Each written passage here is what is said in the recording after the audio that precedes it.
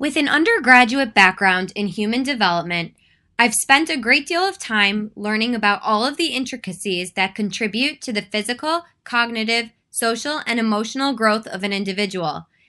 I found that the elementary years were essential to a child's development in all of these areas. Therefore, in addition to teaching students the skills and understandings they need to reach specific academic goals, it is a priority of mine to use education as a means to developing a child wholly. Throughout my time at Teachers College, my conceptualization of what teaching and schooling looked like evolved. I quickly realized that too often students are expected to adapt to the school environment they are placed in, and this does not always ensure that all students are engaging in educational experiences that are meaningful to them. By enlisting a capacity-oriented mindset and gaining an understanding about who my students are as individuals, their interests and passions, their academic strengths and needs, and their communities outside of school, I hope to then develop curriculum and pedagogical practices that are inclusive, responsive, and fulfilling.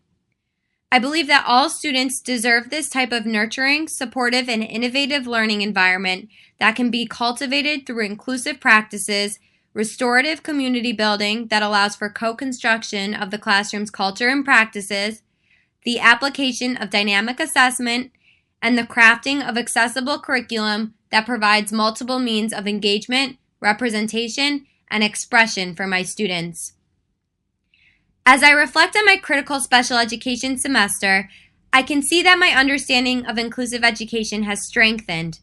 I have questioned my own assumptions and challenged myself to think deeply about how the discourse embedded within the special education can guide my practice to be an effective collaborator and mitigate barriers to provide access for my students.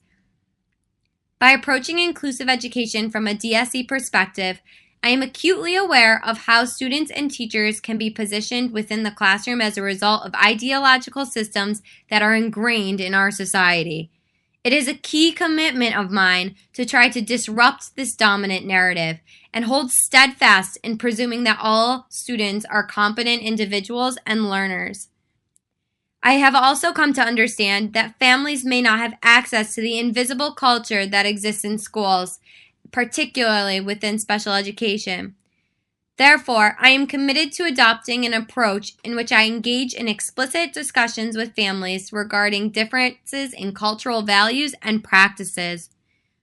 By keeping an open mind and being reflective in my own practice, I strive to listen to and respect the other perspectives when responding to students' and families' needs, questions, and concerns. My goal is for students to feel empowered as they develop into inquisitive learners and inclusive community members. Therefore, part of being an inclusive educator means that I am committed to being an advocate for my students. By providing them their right to accessing curriculum, by working with their families and other educators to create meaningful educational experiences, and by questioning the dominant discourses and assumptions that we are surrounded in. Through my coursework and student teaching experiences, I have learned several tools to help me work towards my goal of becoming an inclusive educator.